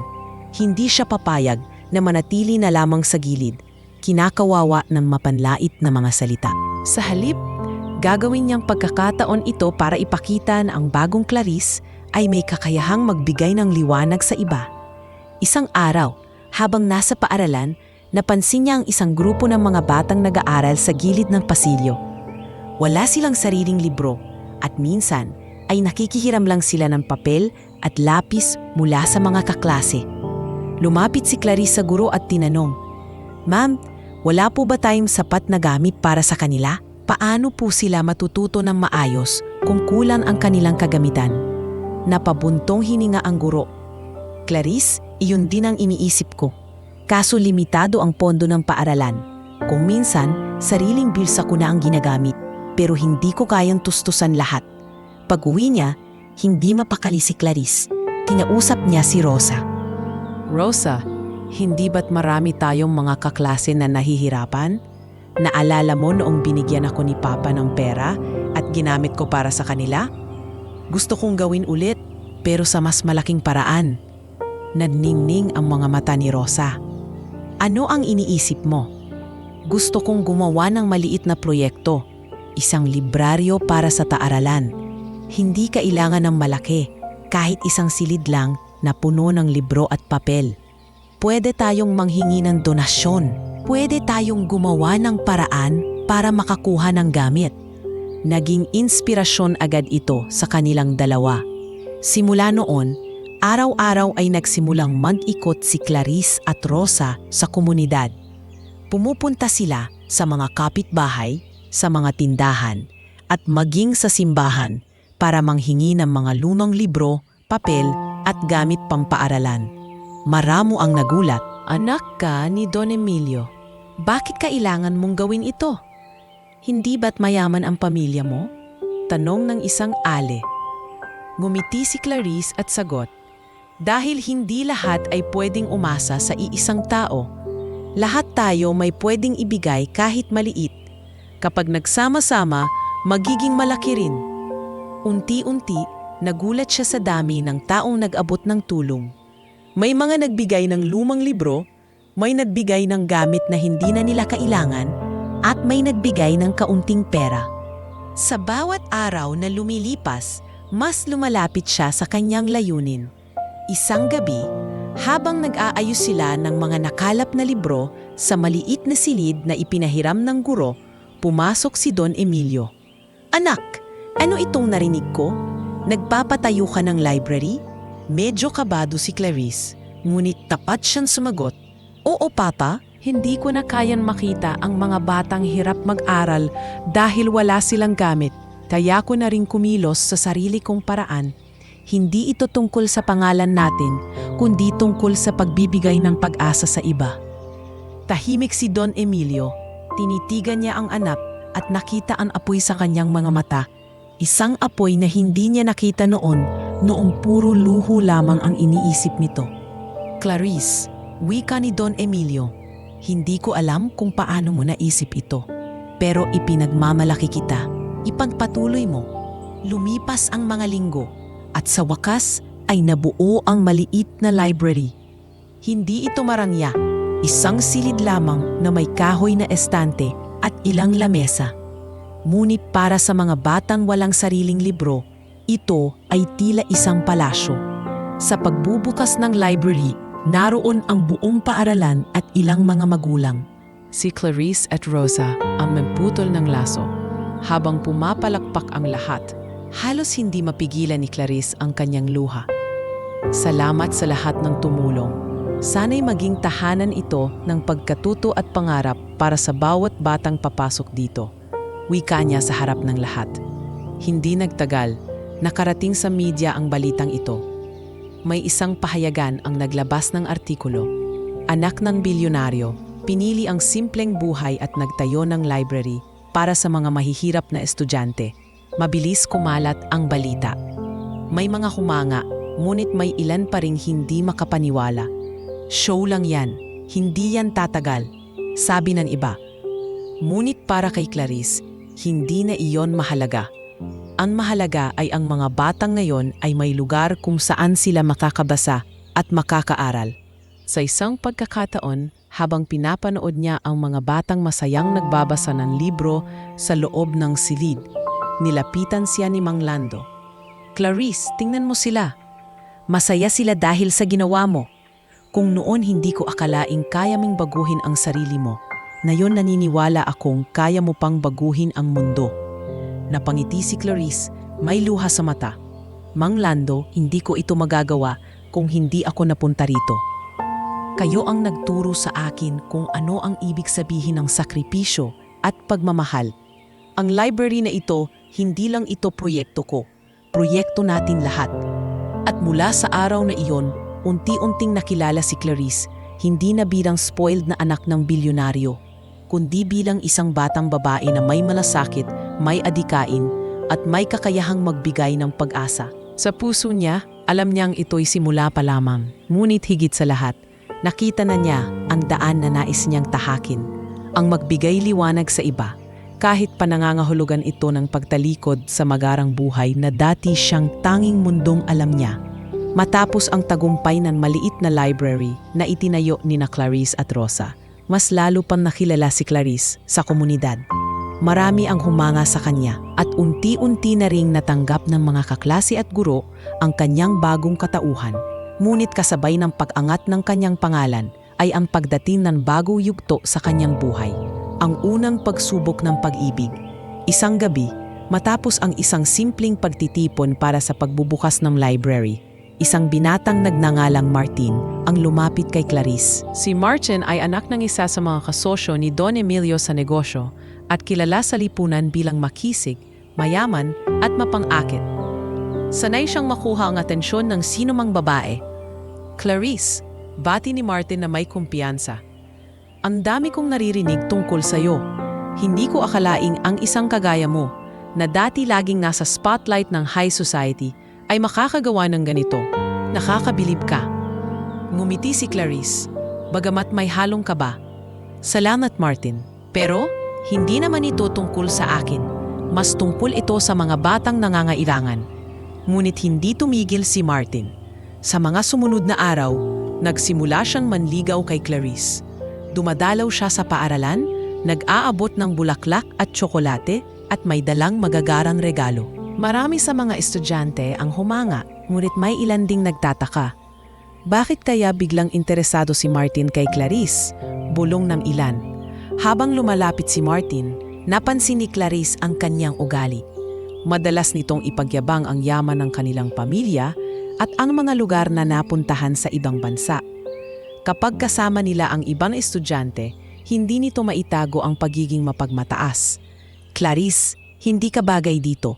Dapat bumalik ka na sa atin, sa mga taong kauri mo. Tingnan mo sila, wala silang mararating. Minsang bulong nito sa kanya. Napatitig si Clarice kay Martin, halatang hindi natuwa. Martin, mali ang iniisip mo. Hindi mo sila pwedeng husgahan. Mas marami pa akong natutunan sa kanila kaysa sa lahat ng taon na ginugol ko sa marangyang mundo. Habang tumatagal, mas lalo siyang naguguluhan. Isang banda, may bahagi ng puso niya ang natutuwa sa atensyon na ibinibigay ni Martin. Ngunit sa kabilang banda, ramdam niyang hindi ito ang uri ng lalaking gusto niyang makasama. Ang kanyang damdamin ay lalong naging magulo nang makilala niya si Adrian, isang guro sa kanilang paaralan. Si Adrian ay simpleng lalaki, walang kayamanan o marangyang pangalan, ngunit puno ng malasakit sa kanyang mga estudyante. Kapag kulam ang gamit ng bata, madalas siya mismo ang bumibili mula sa kanyang maliit na sahod. Kapag may estudyanteng nahuhuli sa aralin, naglalaan siya ng oras para magturo kahit walang bayad. Isang hapon, nadatnan ni Clarice si Adrian sa library na tinutulungan ang ilang batang magbasa. Nakaupo siya sa gilid at pinagmamasdan ito. May ngiti sa mukha ni Adrian habang nagtuturo at ramdam ni Clarice ang taos-pusong malasakit nito. "Sir Adrian," bati ni Clarice matapos ang klase. "Bakit ka nagsasakripisyo ng ganito? Hindi ba't maliit lang ang sweldo ng mga guro?" Ngumiti si Adrian. "Hindi ko namang ginagawa ito para sa pera. Ginagawa ko ito dahil gusto kong makita silang umunlad. Ang tunay na gantimpala ay makita silang matuto at magsumikap." Natahimik si Clarice. Sa simpleng sagot ni Adrian, nakaramdam siya ng init sa kanyang puso. Ito ang kabaligtaran ng ipinapakita ni Martin. Kung si Martin ay puro pagmamayabang, si Adrian naman ay punyo ng pagpapakumbaba at malasakit. Habang tumatagal, hindi na maitago ni Clarice ang kanyang paghanga kay Adrian. Ngunit hindi iyon nakalampas kay Martin. Isang araw, nadatnan ni Martin si Clarice at Adrian na magkasamang nag-aayos ng mga libro sa library. Galit na galit si Martin at nilapitan sila. "Clarice, ano itong ginagawa mo? Nakikipaglapit ka sa isang guro? Hindi ka bagay sa kanya. Mas bagay ka sa kagaya ko. Mayaman, kilala, at may kakayahang ibigay lahat ng gusto mo." Mariing tumayo si Clarice at tinitigan si Martin. "Martin, mali ka. Hindi lahat ng bagay ay tungkol sa pera o pangalan. Mas pipiliin kong makasama ang taong may malasakit kaysa sa taong puro pagmamayabang lang." Natahimik si Martin, ngunit bakas ang galit sa kanyang mukha. Umalis itong bigo, dalatang sugatang igo. Kinagabihan, ikinuwento ni Clarice kay Don Emilio ang nangyari. "Papa, hindi ko alam kung anong mararamdaman ko. May isang lalaking mayaman at may kakayahan, pero hindi ko ramdam ang katapatan. Mayroon namang isang simpleng guro, pero sa kanya ko nararamdaman ang tunay na malasakit." Tahimik si Don Emilio at ngumiti. "Anak, hindi ako magdidikta kung sino ang pipiliin mo, pero tandaan mo ito, ang tunay na pag-ibig ay hindi nasusukat sa kayamanan, kundi sa kung sino ang handang tumanggap at magmahal sa iyo ng buong puso." Napaluha si Clarice at niyakap ang ama. "Salamat, Papa. Ngayon alam ko na kung ano ang mas mahalaga." At sa puso ni Clarice, unti-unti nang nagiging malinaw ang kanyang desisyon.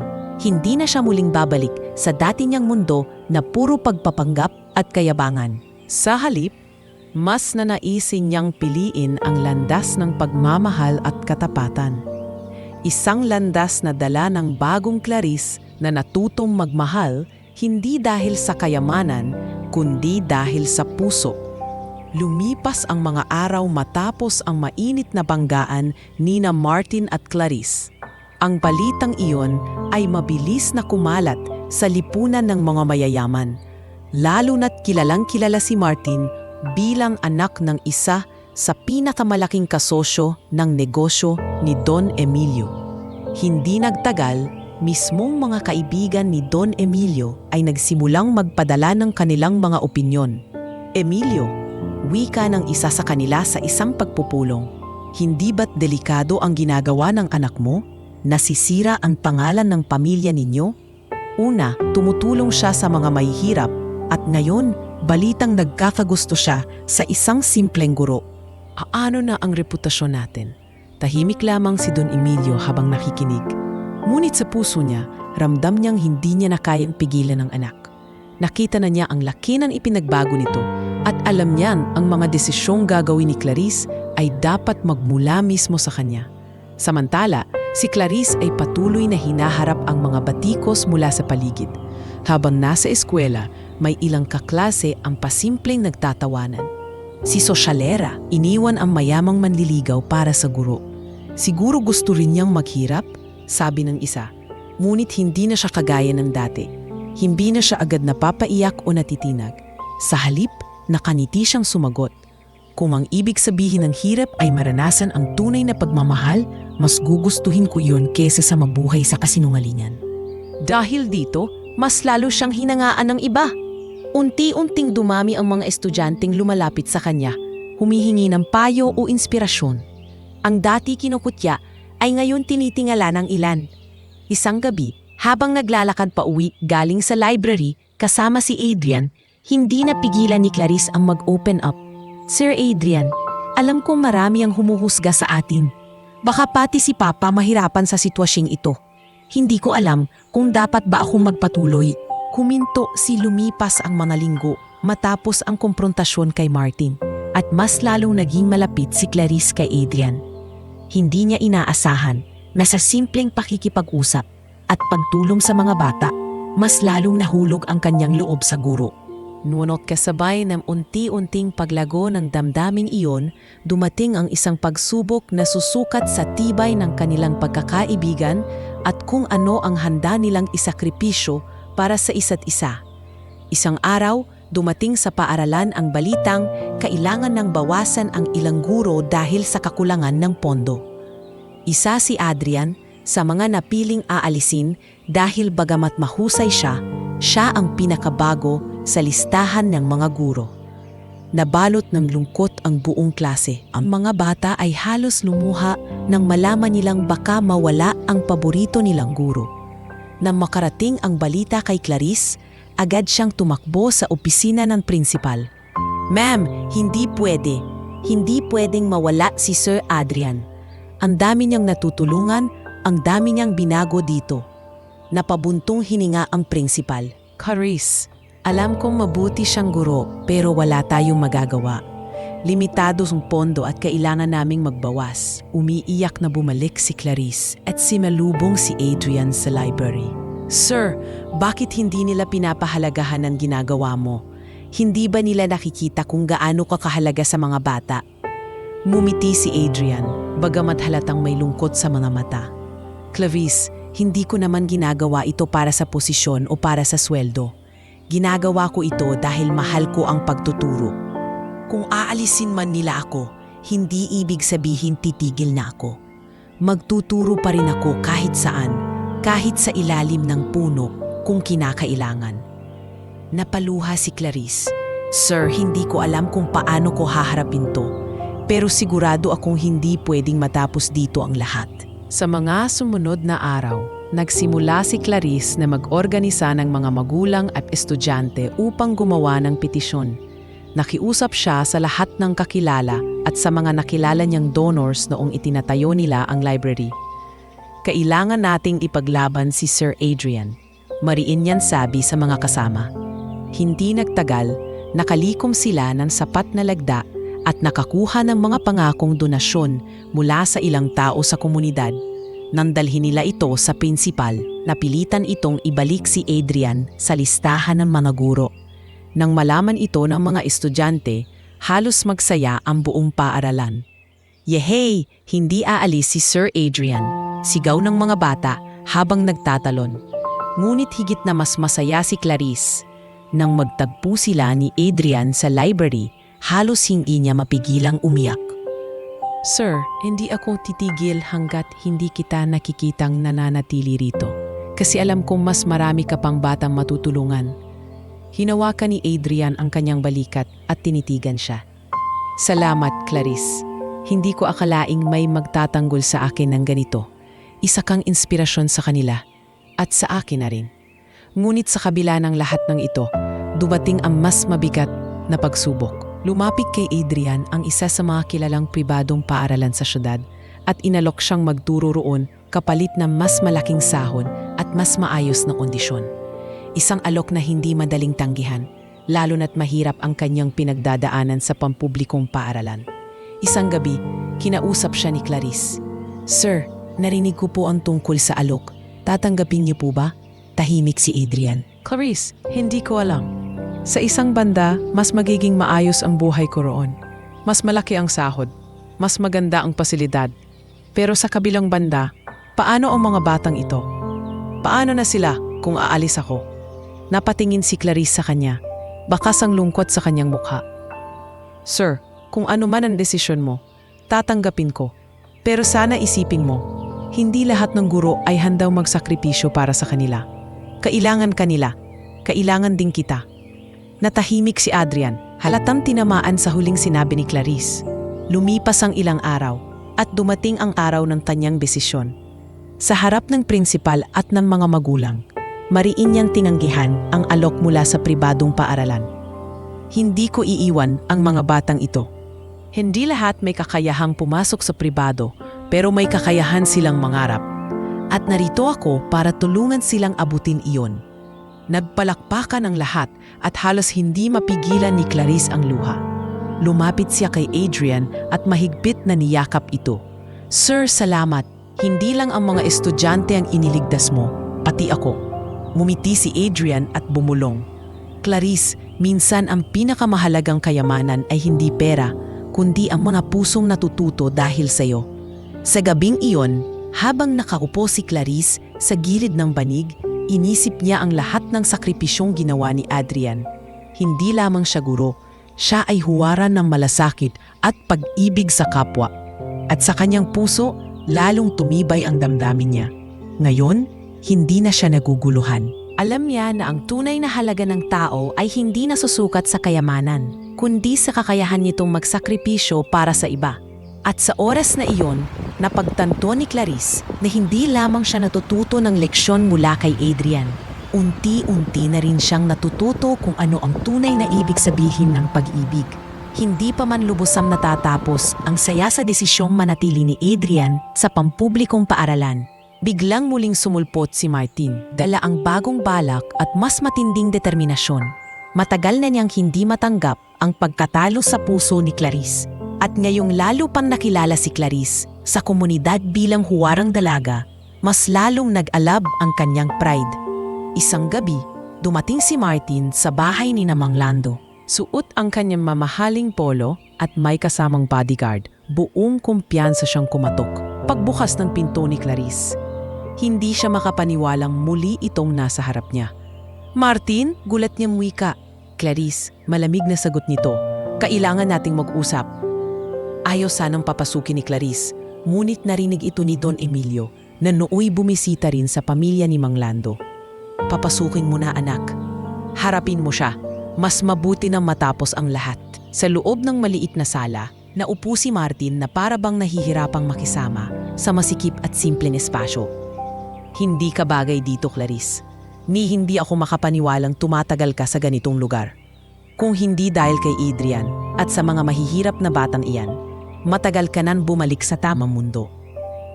"Pinipili ko ang sarili kong kaligayahan at kung kasama roon si Adrian, oo, mas pipiliin ko siya kaysa sa iyo." Nagningwit si Martin, ngunit pinigilan ni Don Emilio ang kanyang sarili na makialam. Sa halip, sinipat niya si Martin ng malamig. "Martin, narinig mo na. Hindi ko pipilitin ang anak ko sa taong hindi niya gusto. Kung mahal mo talaga siya, dapat igalang mo ang desisyon niya." Ngunit imbes na tumigil, mas lumala ang galit ni Martin. "Hindi pa tapos ito, Don Emilio. Huwag kang magkamaling isipin na matatalo ako ng isang guro lang. Hindi ko hahayaang mapahiya ako sa lipunan. Hindi ko hahayaang piliin niya ang iba." Pagkaalis ni Martin, nag-aalala si Clarice. "Papa, baka may gawin siyang masama kay Adrian." Anak, huwag kang matakot, wika ni Don Emilio. Nandito ako. Mariing tumingin si Clarice. Martin, ito ang mundo na nagpabago sa akin. Hindi ito masama. At si Adrian, huwag mo siyang idamay. Hindi siya ang dahilan kung bakit ako nanatili dito. Ako ang pumili.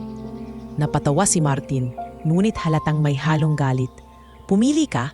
Pumili kang isakripisyo ang kinabukasan mo para sa isang guro? Clarice, gising ka. Kahit anong gawin niya, hindi niya kayang tapatan ang buhay na maibibigay ko sa'yo.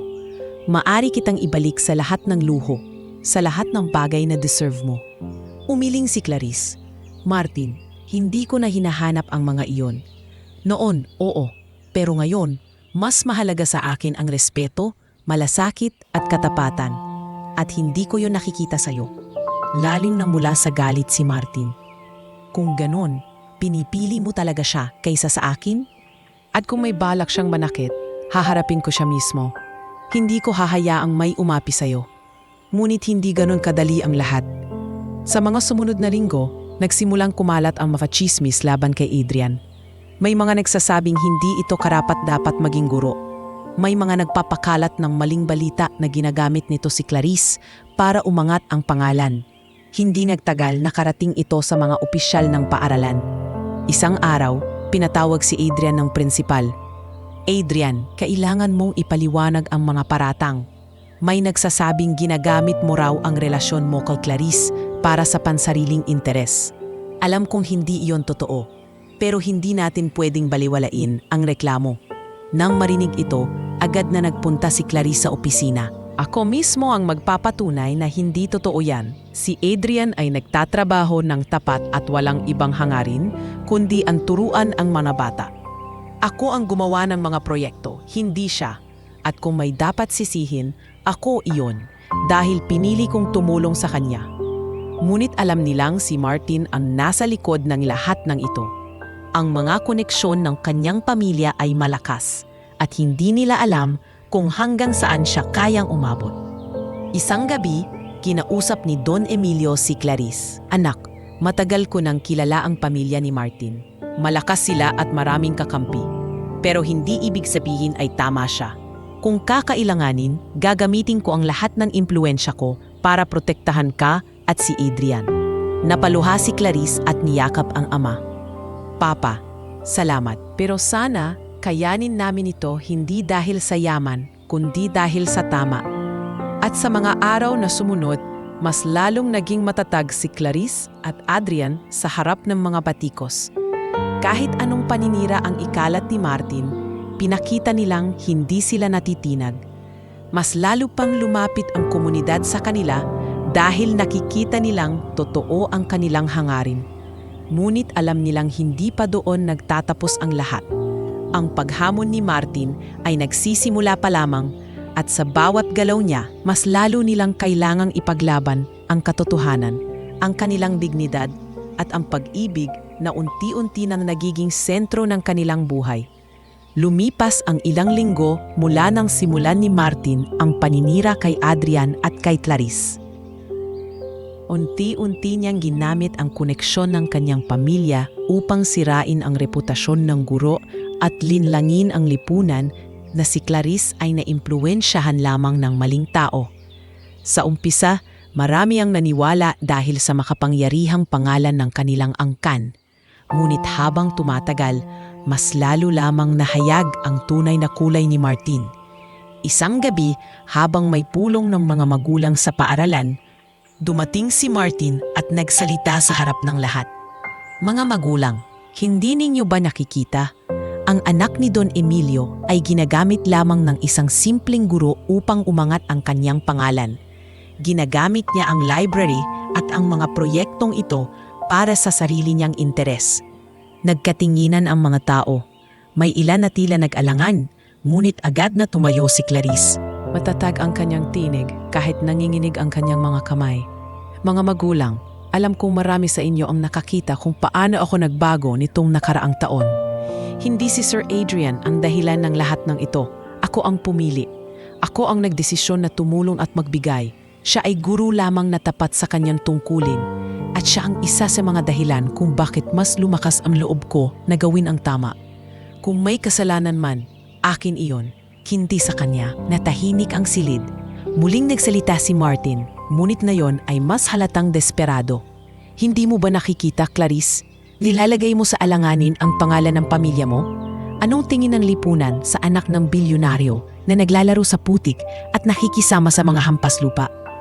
Tumayo si Don Emilio mula sa kanyang upuan. Ang kanyang tinig ay malamig at matatag. Martin, tigilan mo na. Ang anak ko ay hindi kailanman nakakasira sa pangalan ng aming pamilya. Sa katunayan, siya lamang ang nagbigay ng tunay na dangal dito. Kung ikaw ay tunay na may malasakit, matagal ka nang tumulong sa iba sa halip na ubusin ang oras mo sa paninira. Hindi nakasagot si Martin. Sa unang pagkakataon, napahiya siya sa harap ng mga tao. Lumabas siyang galit na galit. Habang ang mga magulang at guro ay nagpalakpakan para kay Clarice at Don Emilio. Ngunit hindi pa rin siya tumigil. Gumamit siya ng koneksyon upang ipakalat ang mas malalaking kasinungalingan. Sinubukan niyang siraan ang negosyo ni Don Emilio. Pinapakalat na nalulugi ito dahil sa maling pamumuno. Ngunit sa halip na bumagsak, mas lumakas ang negosyo dahil nakita ng mga tao ang integridad ni Don Emilio sa pagtatanggol sa kanyang anak. Habang patuloy ang pagbagsak ng reputasyon ni Martin, unti-unti ring lumalayo sa kanya ang mga taong dati nakapaligid sa kanya. Ang mga kaibigan niyang dating tumatawa sa kanyang mga biro ay unti-unting nagsipag-iwas. Ang kanyang pamilya, na dati ipinagmamalaki ang kanilang pangalan, ay napuno ng kahihiyan sa mga kontrobersyang idinulot ng kanyang asal. Isang araw, matapos ang klase, nadaanan ni Clarice si Martin sa labas ng paaralan. Nakaupo ito sa kanyang kotse, ngunit hindi nakasama ang mga bodyguard. Nakayuko ito at tila malungkot. "Martin!" tawag ni Clarice. Mahinahon ang tinig. Tumingin si Martin sa kanya, mapupungay ang mga mata. "Clarice, lahat ng ginawa ko dahil mahal kita. Ayaw kong mapunta ka sa iba. Ayaw kong makita kang lumalayo sa mundong kinalakihan natin." Umiling si Clarice, may halong awa sa kanyang muka. "Martin, mali ang paraan mo. Ang pag-ibig ay hindi kontrol at paninira. Ang pag-ibig ay pagbibigay ng kalayaan, hindi pagkitil nito. Kung totoong mahal mo ako, sana inrespeto mo ang mga desisyon ko." Natahimik si Martin. Sa unang pagkakataon, tila naunawaan niya ang kanyang pagkakamali. Ngunit huli na ang lahat. Ang kanyang pangalan ay tuluyan ng bumagsak at ang kanyang mga plano ay hindi na muling pinaniwalaan.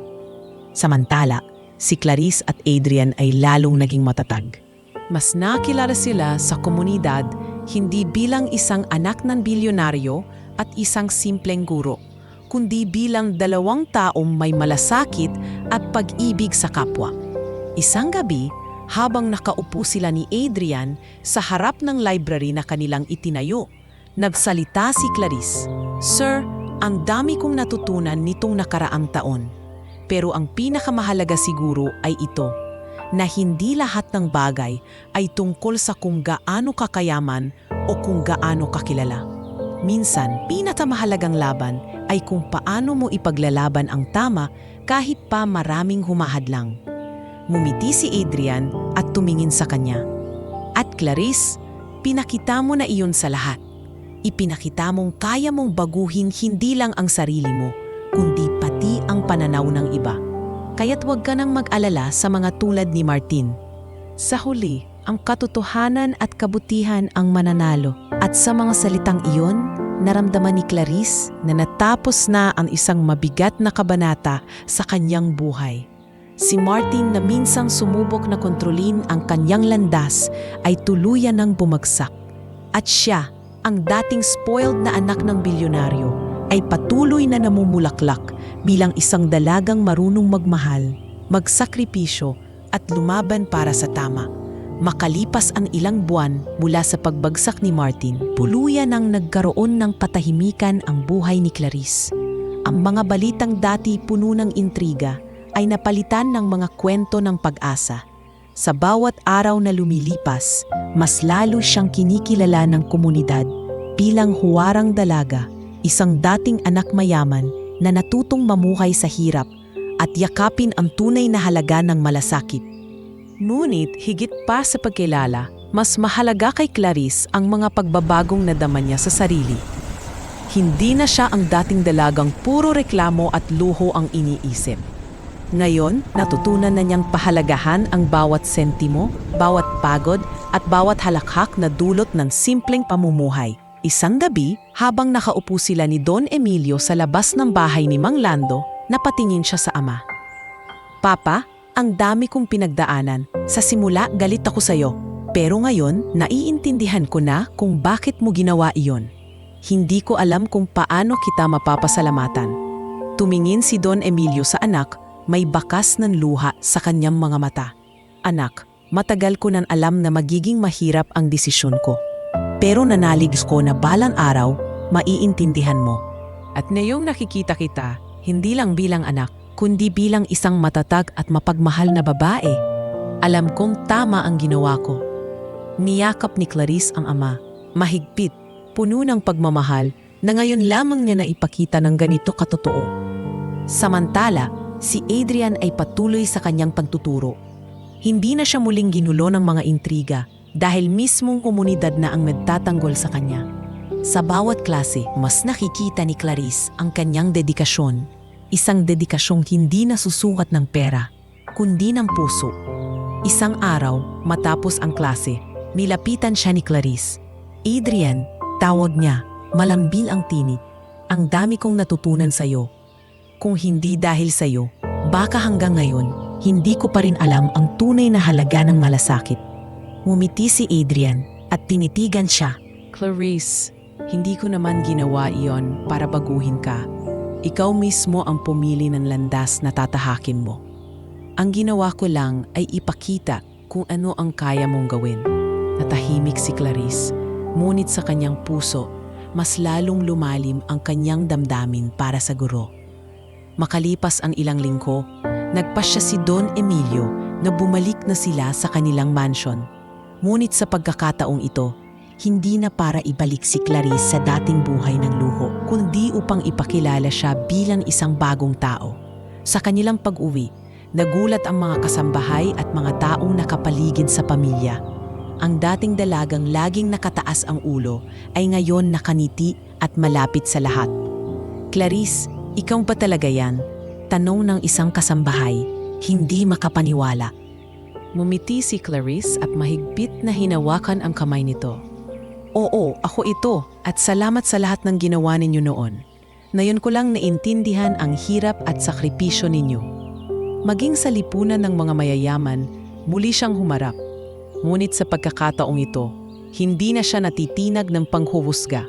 Kapag may nagsasabing nasira ang kanyang imahe dahil sa pakikisalamuha sa mahihirap, matatag niyang sinasagot, "Ang imahe ay walang halaga kung hindi mo kayang tumingin sa sarili mo sa salamin at sabihing totoo ka."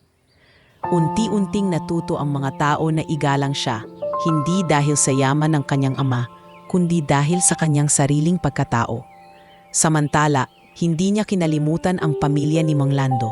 Sa halip na malimutan ang mga ito, mas lalo pa niyang ipinakita ang kanyang pasasalamat. Ipinatayo niya, kasama ng tulong ni Don Emilio, ang isang maliit na center para sa mga batang nangangailangan, isang extension ng kanilang library. Doon, mas maraming bata ang nagkaroon ng pagkakataong mag-aral at mangarap. Sa pagbubukas ng center, naroon ang buong komunidad. Si Clarice, suot ang simpleng destida, ay nagsalita sa harap ng lahat. "Ang lugar na ito ay hindi tungkol sa akin o sa pamilya ko. Ito ay tungkol sa inyo, sa mga batang may pangarap."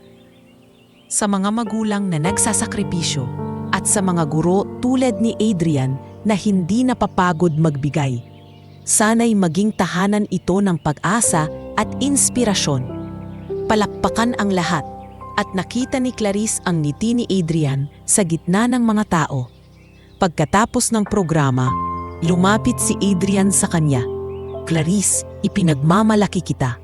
"Ang layo na narating mo." Ngumiti si Clarice at sagot, "Hindi ako makakarating dito kung hindi dahil sa lahat ng natutunan ko. At higit sa lahat, dahil sa mga taong naniwala sa akin." ikaw, si Papa, at ang pamilya ni Mang Lando. At sa hapon ding iyon, habang unti-unting lumulubog ang araw at nagkukulay ginto ang langit, naramdaman ni Clarice na nagsisimula na ang panibagong yugto ng kanyang buhay. Hindi na siya ang dating anak ng bilyonaryo na walang alam sa hirap, kundi isang dalaga na dumaan sa matitinding pagsubok at natutong magmahal, magbigay at lumaban para sa tama. Sa kanyang puso, malinaw ang mensahe. Ang kayamanan ay maaaring mawala, ngunit ang aral, malasakit at pagmamahal na natutunan sa hirap ay mananatili habang buhay. At doon nagsimula ang kanyang tunay na bagong simula. Ang buhay na hindi na umiikot sa pangalan ng kanyang pamilya, kundi sa sarili niyang paninindigan at pagmamahal sa kapwa.